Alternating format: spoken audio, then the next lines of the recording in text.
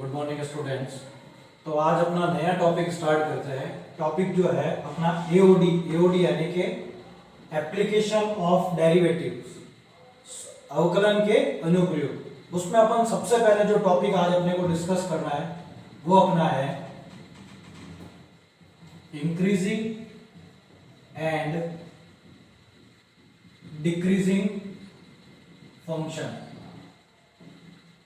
यानी कि वर्धमान व ह्रास्यमान फलन। वर्धमान व ह्रास्यमान फलन।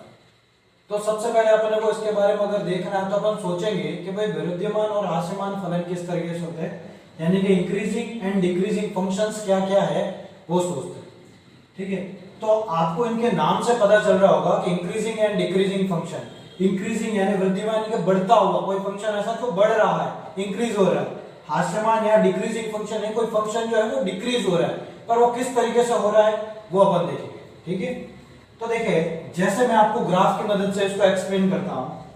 जैसे समझ लीजिए ये आपके पास एक्स एक्सिस है, यहाँ पे वाई एक्सिस है। ठीक है, आपका ग्राफ जो ये बढ़ा कांस्टेंट फिर बढ़ा, तो ये जो फंक्शन कहलाएगा इंक्रीज तो हो रहा है, इसको सिंपल सा आप इंक्रीजिंग फंक्शन बोल दो।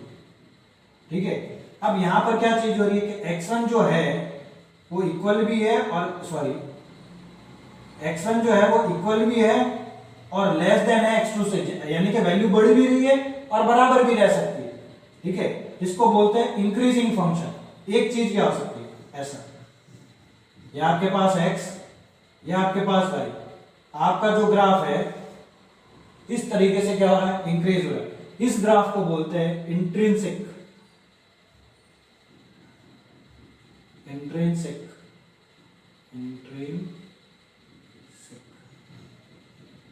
इंक्रीजिंग फंक्शन, यानी कि यहां पर x की वैल्यू सिर्फ बढ़ती रहेगी। x की वैल्यू क्या होगी आपके पास, सिर्फ बढ़ती रहेगी। ठीक है, इस तरीके से। दूसरी चीज को ये x ये y, ग्राफ जो है नीचे आया कांस्टेंट हुआ नीचे गया, यानी कि x1 जो है इसी तरीके से ये आपका पहले तो क्या कहलाएगा डिक्रीजिंग फंक्शन। डिक्रीजिंग फंक्शन, और या फिर आप कह सकते हो ऐसे, वैल्यू कम हो गई, पहले ज्यादा थी अब क्या हो गई, कम हो गई, इसको क्या बोलते हैं अपन डिक्रीजिंग फंक्शन। और या फिर ये जो ग्राफ है ऊपर से कहां चला गया, नीचे, यहां पर आपके पास क्या होगा x1 greater than x2 only, इसको क्या बोलेंगे इंट्रिंसिक डिक्रीजिंग फंक्शन। क्या कहते हैं इसको, इंट्रिंसिक डिक्रीजिंग फंक्शन। एकदम आपका ग्राफ जो है वो क्या हो गया, डिक्रीज हो गया। या फिर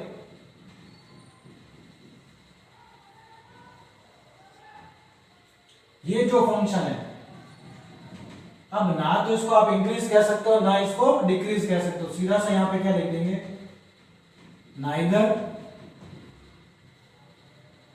इंक्रीजिंग नॉर डिक्रीजिंग फंक्शन। ना तो ये इंक्रीज हो रहा है और ना ही डिक्रीज हो रहा है। तब अपने पास मेन पॉइंट क्या होगा, ये 5 ग्राफ से तो मैंने आपको एक्सप्लेन कर दिया।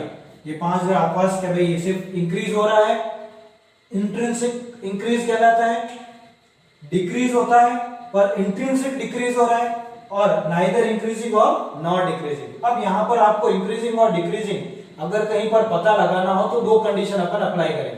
कैसे, जिसको बोलते हैं फर्स्ट डेरिवेटिव मेथड। इस मेथड का नाम क्या है, फर्स्ट डेरिवेटिव मेथड। ठीक है, इससे आपको क्या पता लगाना है, इंक्रीजिंग है या डिक्रीजिंग है फंक्शन, वो पता लगाना है। तो मैं देखो इधर इंक्रीजिंग के बारे में बताता हूं कि अगर फंक्शन इंक्रीजिंग प्रूफ करना है आपको, इंक्रीजिंग फंक्शन आपको चेक करना है कि वो फंक्शन इंक्रीजिंग है या नहीं है। तो देखो सबसे पहले आपको y equal to f x given होगा। ठीक है, अब आप इसको क्या करोगे, डिफरेंशिएट करोगे। ठीक है, पहला पॉइंट क्या है कि आपको फंक्शन गिवन होगा, दूसरा आप क्या करोगे, डिफरेंशिएट करोगे। थर्ड पॉइंट आप क्या करोगे, इसको डिफरेंशिएट, अगर आपका ग्रेटर देन 0 आ गया, यहां पर थोड़ा ऐसा एक्सप्लेन कर देता हूं। पहला पॉइंट क्या, आपका fx गिवन होगा। दूसरा पॉइंट क्या, आपको f डैश x निकालना है। तीसरा पॉइंट क्या, आपको f डैश x की वैल्यू अगर ग्रेटर देन 0 आ गई तो आप कह दोगे इंक्रीजिंग, आप क्या कह दोगे, इंक्रीजिंग। और अगर आपके पास यही f डैश x की वैल्यू लेस देन 0 आ गई तो आप इसी फंक्शन को क्या बोल दोगे, डिक्रीजिंग। आप इसी फंक्शन को क्या बोल दोगे, डिक्रीजिंग। और यहाँ पर x की वैल्यू जो होगी वो a से b तक बिलोंग करेगी। कहां तक करेगी, a से b तक। और यहाँ भी x की वैल्यू जो है वो a से b तक बिलोंग करेगी। सिंपल सी बात क्या याद रखनी है, जो भी आपको फंक्शन गिवन हो उसको आप फर्स्ट डेरिवेटिव फाइंड करो, उसको चेक कर लो कि अगर उसकी वैल्यू ग्रेटर देन 0 आ गई तो आप क्या कह दोगे, इंक्रीजिंग फंक्शन। और लेस देन 0 आ गई तो आप क्या कह दोगे, डिक्रीजिंग फंक्शन। ठीक है, तो आप सबसे पहले इस चीज को आप नोट कर लो। देखिए क्वेश्चन 1 आपके पास लिखा हुआ है, proof fx equal to x square is increasing in 0 to infinity and decreasing in minus infinity से 0। तो आप सबसे पहले क्या करते हैं, अपने पास फंक्शन लिख दो fx equal to x square.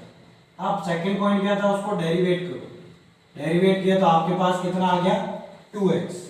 अब आपको क्या करना है, इसको आपको इक्वल टू 0 रखना है।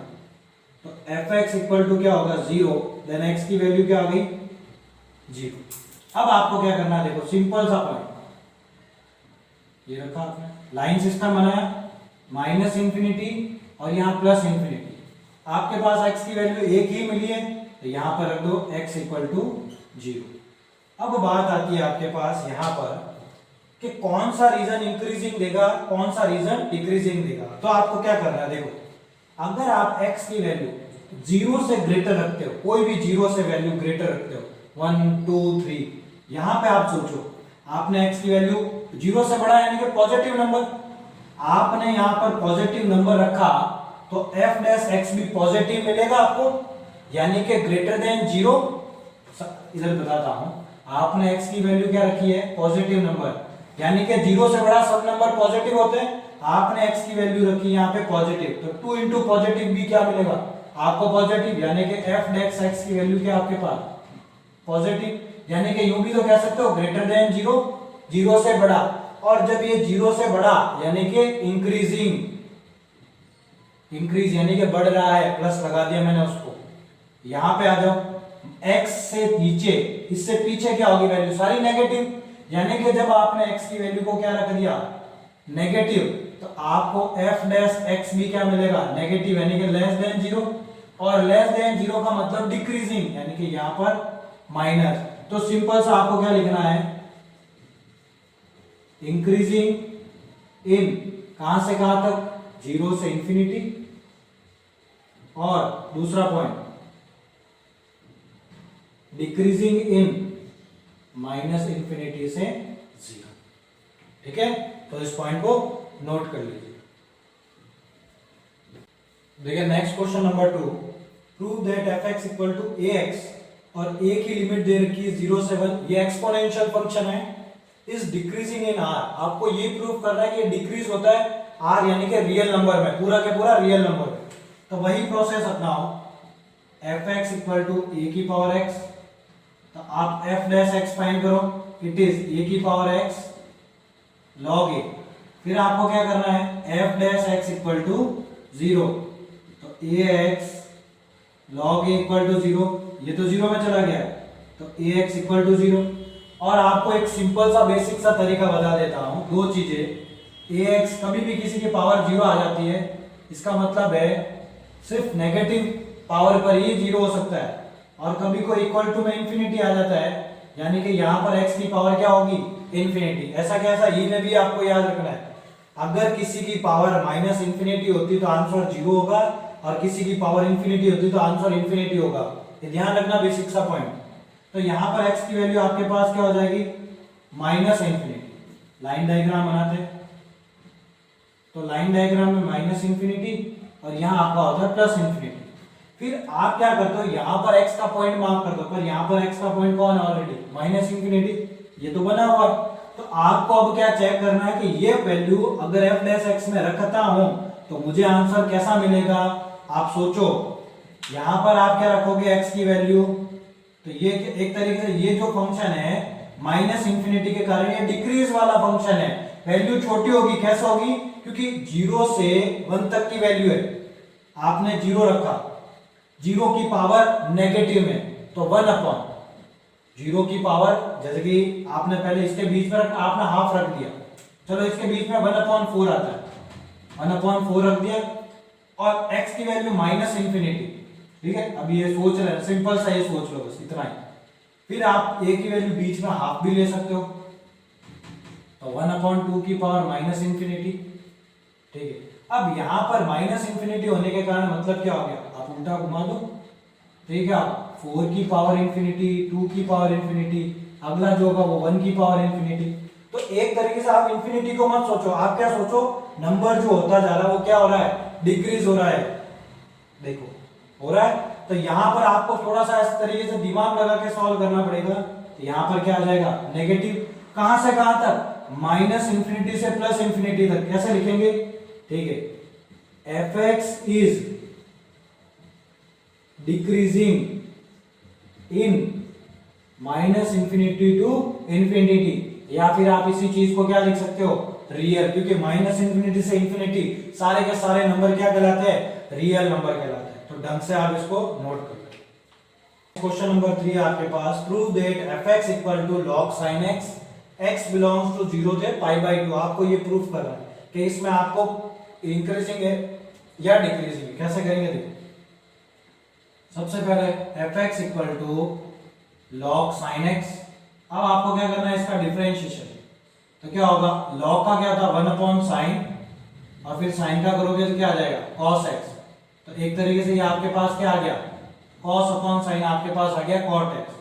अब आपको क्या करना है, f डैश इक्वल टू 0, तो cot x इक्वल टू 0, तो x की वैल्यू क्या आएगी मुझे बताओ। cot 0 कब होता है, एक तो π/2 पर, सिंपल सा, ठीक है। अगर ग्राफ सोचते हो, cot का जो टेबल है, cot की जो टेबल बनाते हो आप, थोड़ा सा वापस ध्यान देना, 0 डिग्री, 30, 45, 60 और 90, ध्यान देना। cot की वैल्यू 45 पर होती है 1, 60 पर होती है 1 अपॉन √3, ये होती है √3, और 90 पर कितनी होती है 0, और 0 डिग्री पर कितनी होती है इन्फिनिटी। तो जब 0 मिला, कब मिला, 0 आपको π/2 पर, कब मिला आपको, π/2 पर। अब इसका लाइन डायग्राम बनाते हैं, ध्यान देना, लाइन डायग्राम बनाते हैं। अब लाइन डायग्राम में क्या है भाई, सबसे पहले तो यहाँ माइनस इंफिनिटी और यहाँ आपका प्लस इंफिनिटी, पहले पॉइंट क्लियर। अब दूसरा पॉइंट, आपको x की वैल्यू यहाँ पे क्या रखनी है, π/2, ये भी बात क्लियर। अब दूसरी थिंक क्या, आपको पता है कि x की वैल्यू यहां पर मैं π/2 रख के सोचता हूं, क्यों, अब डिक्रीजिंग या इंक्रीजिंग जो फंक्शन होगा कहां से कहां तक होगा। अब x की वैल्यू आपको सिर्फ कहां से कहां तक लेनी है, 0 से π/2 तक। तो ध्यान दो, तो यानी कि यहां पर कहीं ना कहीं 0 मौजूद रहना चाहिए, 0 इससे पहले होगा। अब आपको इससे बीच वाला चेक करना है कि हाँ भाई ये वैल्यू यहां रखता हूं तो डिक्रीजिंग है या इंक्रीजिंग है। कैसे करोगे, अब यहाँ पर आप वैल्यू ले लो, जब आपको x बिलोंग्स दिया हुआ ना, तो ये दोनों वैल्यू यहाँ पे यूज करनी है, समझ लो लाइन डायग्राम में, ठीक है। अब यहाँ पर आप 0 और π/2 के बीच का कोई नंबर बोलो, जैसे मैंने बोल दिया π/4, π/4 आपको रख कर कहाँ चेक करना है, यहाँ पे। तो cot π/4, cot π/4 1 यानी कि पॉजिटिव नंबर, fx पॉजिटिव मिला यानी कि ग्रेटर देन 0, सिंपल सा, fx इज increasing in 0 से π/2। तो आपके पास ये फंक्शन कैसा प्रूफ हो गया कि ये फंक्शन कैसा है, इंक्रीजिंग फंक्शन, ठीक है, नोट कर लेते। देखिए नेक्स्ट क्वेश्चन आपके पास है, prove that fx equal to x की power 100 plus sin x plus 1, x belongs to 0 to π/2।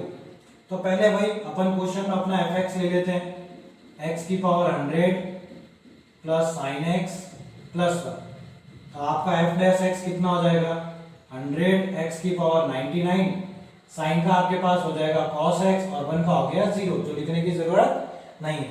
अब देखो दूसरी चीज क्या कर सकते हैं, जैसे अभी अपन ने देखा कि एफ डैश, अब यहाँ पर वैल्यू निकालू तो दिक्कत है, आसानी से नहीं निकलेगी। तो आप इन क्वेश्चंस को डायरेक्टली भी लिख सकते हो, कोई बड़ी बात नहीं। आपको थोड़ा सा सोचना है, जो आपको रीजन दे रखा है, आपको बल्कि लाइन डायग्राम बनाने की भी यहाँ पे जरूरत नहीं है, अगर x बिलोंग्स टू नहीं दिया हुआ, ठीक है।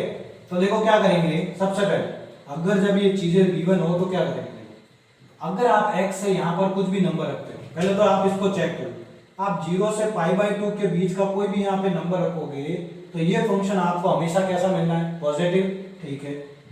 cos x 0 से π/2 में, यानी कि first coordinate, cos x first coordinate में हमेशा कैसा होता है, पॉजिटिव। तो यानी कि ये पॉजिटिव और ये पॉजिटिव दोनों मिलकर टोटल क्या बना है, पॉजिटिव नंबर। तो यानी कि f dash x is greater than 0, positive number, when x belongs to 0 से π/2, 0 से π/2। तो सिंपल सा क्या कह दोगे, fx is increasing in 0 to π/2, ठीक है। सिंपल सा क्वेश्चन था, नोट कर लो। Next question 5, prove that fx x minus 1 e की power x plus 1 is increasing in x greater than 0। तो देखो सबसे पहले भाई आप फंक्शन ले लो x minus 1 e की पावर x plus 1। अब आपको f डैश x निकालना है, तो देखो यहाँ तो u इंटू v लगेगा, x minus 1 as it is e की पावर x का e की पावर x प्लस e की power x as it is, और x minus 1 का 1 और इस 1 का 0। तो आपके पास f डैश x क्या हो गया, x e की पावर x माइनस e की पावर x प्लस e की पावर x। अब आपके पास f डैश x क्या हो गया, ये खड़ गया इसके साथ, x e की पावर x। अब यहाँ पर आपको सिंपल सा है, डायरेक्टली आप दिमाग लगाओ, सोचो कि भाई ये चीज क्या होगी। अब आपको यूं तो देखो क्या करना है, f डैश x को आपको 0 पुट करना होता है, दोनों ये भी तरीके बता देता हूँ। तो x e की पावर x इक्वल टू 0 होगा, या तो x इक्वल टू 0 और या फिर x की पावर x इक्वल टू 0। तो मैंने बताया था जब a की पावर x इक्वल टू 0 आता है तो x की वैल्यू यहाँ पर क्या होती है, माइनस इंफिनिटी। अगर लाइन डायग्राम बनाता तो यहाँ पर तो x की वैल्यू आ गई 0, ये प्लस इंफिनिटी और ये आपका माइनस इंफिनिटी। अब आप यूं सोच लो, अगर आप x से ग्रेटर वैल्यू रखते हो, x से ग्रेटर वैल्यू रखते हो तो ये पॉजिटिव, तो आपको f डैश x क्या मिलेगा, इधर, ठीक है। x ग्रेटर देन 0 रखते हो तो आपको क्या मिलेगा भाई, f dash x greater than 0, यानी कि यहाँ पर प्लस, ठीक है। और सिंपल सा बस ये ग्रेटर देन 0, तो fx is increasing in 0 to infinity, या तो यूं कह दो 0 से इंफिनिटी, और या फिर क्या कह दोगे, इन x ग्रेटर देन 0, एक ही बात है, ठीक है, नोट कर ले। देखिए next question number 6, prove that fx equal to x cube minus 6x square plus 12x minus 1 is increasing in x belongs to r। तो सबसे पहले आपने fx ले लिया, x cube minus 6x square plus 12x और minus का 1। अब आपको क्या करना है, इसको डिफरेंशिएट, तो क्या होगा 3x स्क्वायर माइनस 6 और x स्क्वायर का 2x प्लस 12 और x का 1 और इसका 0। तो आपके पास f डैश x कितना हो गया, 3x स्क्वायर माइनस 12x और प्लस का 12। चाहो तो देखो यहाँ पर इस तरीके से कॉमन आ रहा है 3, तो x square minus 4x plus 4, और अगर आप सोचोगे तो देखो ये x माइनस 2 का होल स्क्वायर है ना। अब अगर आप इसको 0 रखते हो, चलो देखो यहाँ पर और भी बेसिक सी बात बता दो, लाइन डायग्राम अगर ना यूज करें तो कैसा सोचेंगे। अब यहाँ पे बताओ 3 पॉजिटिव, x माइनस 2 कुछ भी आए पर ऊपर क्या लगा हुआ, होल स्क्वायर, वो नेगेटिव को भी क्या कर देगा, पॉजिटिव, यानी कि पूरी क्वांटिटी कैसी है, पॉजिटिव। कब आप x की वैल्यू चाहे नेगेटिव रखो चाहे पॉजिटिव रखो, यानी कि f डैश x क्या होगा, ऑलवेज ग्रेटर देन 0, ऑलवेज क्या होगा, ग्रेटर देन 0। कब, x belongs to minus infinity से इंफिनिटी, यानी कि आप x की वैल्यू को कुछ भी रखो तो क्या कह दोगे, सिंपल सा fx is increasing in x belongs to r, या इन रियल नंबर, या फिर माइनस इंफिनिटी से इंफिनिटी, एक ही बात है, नोट कर लीजिए। देखिए, prove that fx equal to tan inverse x minus x is decreasing in x belongs to r। सबसे पहले आप फंक्शन ले लीजिए fx equal to tan inverse x minus x। अब उसको आपको क्या करना है, डिफरेंशिएट। tan इनवर्स का क्या होता है, 1/1 प्लस एक्स स्क्वायर, फिर ये माइनस, और x का क्या हो जाएगा 1। आप थोड़ा सा इसको सिंप्लीफाई कर दो, तो आपके पास एलसीएम हो गया 1 plus x square, cross multiply भेजूंगा तो 1, अब ये उधर जाएगा तो -1 और माइनस का ही एक्स स्क्वायर कट गया, तो f डैश x क्या हो गया, -x square upon 1 plus x square. अब यहां पर तो ऑलरेडी आपको देखो दिखने में आ गया, आप x की वैल्यू कुछ भी रखो, आपको हमेशा ये आंसर कैसा मिलना है, नेगेटिव। तो f डैश क्या होगा, हमेशा डिक्रीजिंग, नेगेटिव मिलेगा कब, अब x की वैल्यू कुछ भी रखो, तो हो गया प्रूफ। इसलिए fx is decreasing in x belongs to r। देख लो, आप ढंग से सोचो, x की ये x स्क्वायर है तो ये तो पॉजिटिव, ये 1 प्लस तो पॉजिटिव, ऊपर x स्क्वायर तो भी पॉजिटिव, ये पूरा पॉजिटिव मिलेगा हमेशा। पर बाहर या माइनस का मल्टीप्लाई है, तो आप कितना भी पॉजिटिव ले आओ, यहाँ बाहर माइनस होने के कारण वो क्या बन जाएगा, नेगेटिव, यानी कि f डैश x की वैल्यू क्या हुई, लेस देन 0। कब, जब x की वैल्यू क्या हो, रियल नंबर, कुछ भी रख सकते हो, तो fx is decreasing in x belongs to r।